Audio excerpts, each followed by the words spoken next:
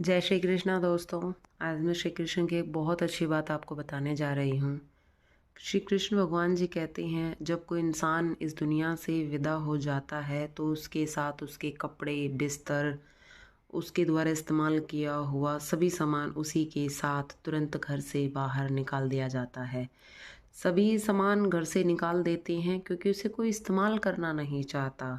किंतु कभी कोई उसके द्वारा कमाए गए धन को, दौलत को, प्रॉपर्टी को, उसके द्वारा कमाए जवाहरात, पैसे आदि, इन सब को कोई नहीं छोड़ता, बल्कि उन चीज़ों को ढूंढते हैं। मरे हुए के हाथ पैर गले से खोज खोज कर, खींच खींच कर, निकाल कर चुपके से जेब में डालते हैं। वसीयत की तो मरने वाले से ज़्यादा जिंदा लोगों को चिंता होती है, और इससे पता चलता है कि आखिर रिश्ता किन चीज़ों से था।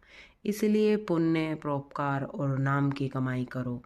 इसे कोई ले नहीं सकता, चुरा नहीं सकता आपसे। ये आपकी कमाई ऐसी है जो आपके साथ ही चली जाती है।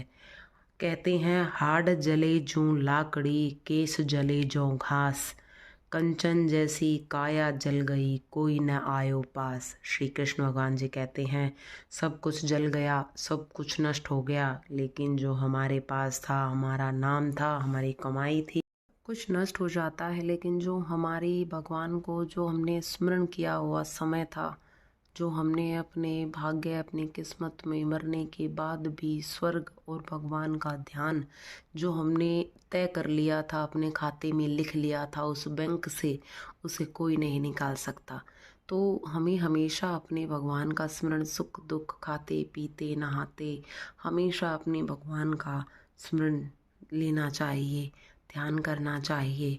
क्योंकि कहते हैं, ये जगत का कैसा नाता है, इंसान जीवित है तब तक उसकी कोई अहमियत नहीं समझता, उसे कोई समय नहीं देता, किंतु मरने के बाद सब ये कहते हैं कि इसके पास क्या था सब ले लो, जिसके हिस्से में जो आता है उसे छीन लो, निकाल लो, पहन लो, दे दो, कर लो।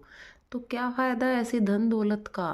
क्यों ना भगवान रूपी स्मरण कर उनका ध्यान, उनके नाम का जप किया जाए, जिससे संसार में मुक्ति भी हमें अच्छे से मिल पाए, और हमें स्वर्ग की प्राप्ति ना सही, लेकिन भगवान के चरणों में वास अवश्य मिल सके।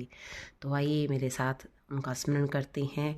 बोलिए, श्रीमन नारायण नारायण नारायण, भजमन नारायण नारायण नारायण, लक्ष्मी नारायण नारायण।